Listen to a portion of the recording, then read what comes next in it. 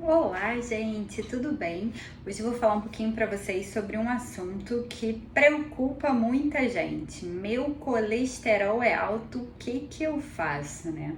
Toda vez que a gente fala a palavra colesterol, isso automaticamente nos remete a infarto, AVC, risco de doenças cardiovasculares, não é verdade? Então é sempre relacionado a uma coisa ruim. Então hoje eu vim falar para vocês sobre uma curiosidade que muitas pessoas não devem saber.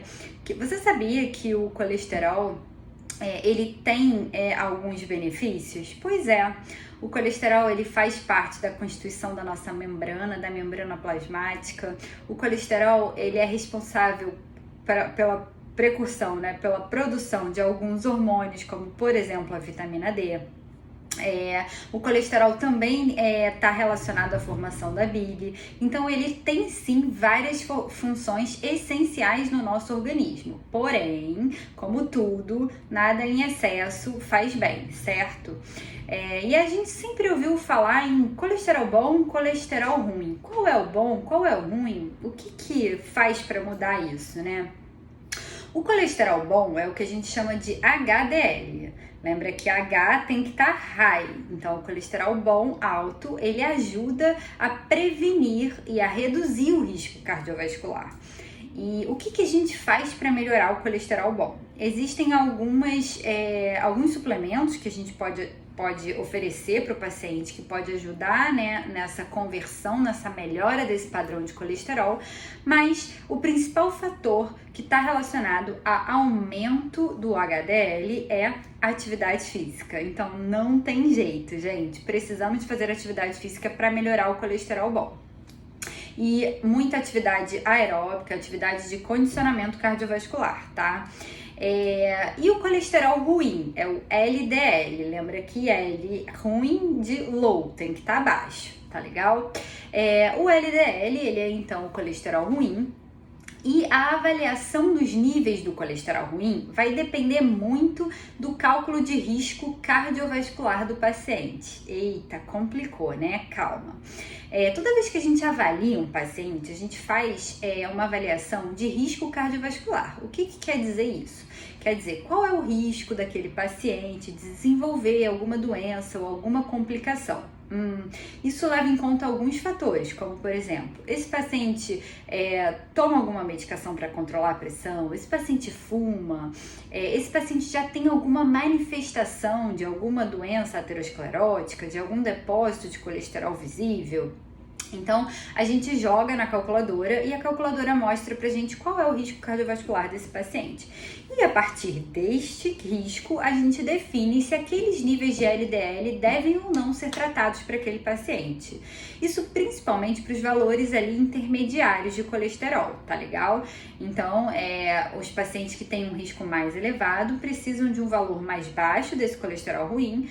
E os pacientes que não têm um risco tão elevado, a gente pode tolerar um colesterol ruim um pouquinho mais elevado, ali no limite da normalidade.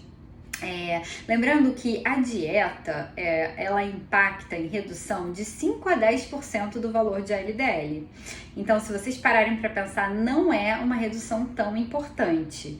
E quando a gente está trabalhando com pacientes que têm risco cardiovascular alto, a gente precisa de uma redução um pouco mais intensiva. Então, nesse caso, a gente vai precisar lançar mão de medicamentos como a estatina.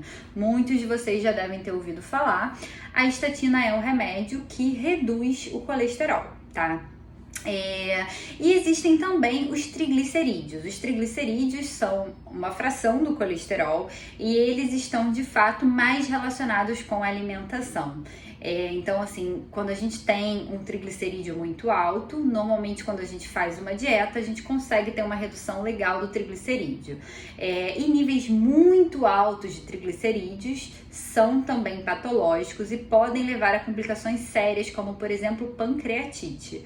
E acendem pra gente também a luz de alerta desse paciente. Será que esse paciente tem alguma doença genética? E aí vocês já ouviram falar, né? Ah, mas o meu colesterol é hereditário, ele é alto porque ele é hereditário. Bom, existe sim uma doença hereditária que é chamada hipercolesterolemia familiar. Nela, os pacientes eles têm uma mutação no gene que no fígado faz exatamente essa conversão e tira esse excesso de colesterol, né, que metaboliza o colesterol, o LDL, que é o colesterol ruim. Então, como esses pacientes têm essa mutação, eles não conseguem metabolizar direito o LDL. Então, toda vez que a gente não consegue metabolizar, o que acontece? Sobra muito LDL na circulação sanguínea e aí, então, o que ele vai fazer? Ele vai se depositar nas paredes das artérias. E o depósito de colesterol com o tempo vai levar a infarto, né, porque é a obstrução das artérias que nutrem o coração, AVC, que é a obstrução das artérias do cérebro, ou outras complicações microvasculares.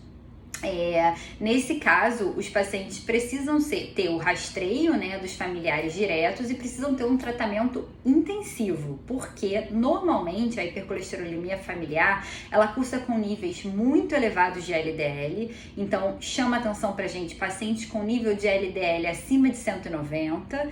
Esse rastreio ele deve começar lá na infância, tá? Porque como ela é uma doença hereditária, ela é transmitida para o bebê, então desde que você é pequenininho, você já tem aí o colesterol alto e o impacto disso a longo prazo. E ela cursa com doenças agressivas, então são aqueles pacientes jovens que têm complicações cardiovasculares importantes, que infartam muito cedo e normalmente não adianta só uma mudança do estilo de vida. Nessas situações é necessário de fato iniciar um tratamento. Bom, então como vocês podem ver, o colesterol tem sim as suas particularidades, tem sim alguns problemas associados a eles, mas eles são de fato importantes, só que como tudo tem que estar nos níveis equilibrados, nos níveis ideais. Então, se as suas taxas de colesterol elas andam alteradas, eu sugiro que você procure seu médico para a gente poder avaliar e tão logo necessário fazer o cálculo de risco cardiovascular e avaliar se existe a necessidade de alguma intervenção. Se vocês tiverem alguma dúvida, é só deixar nos comentários.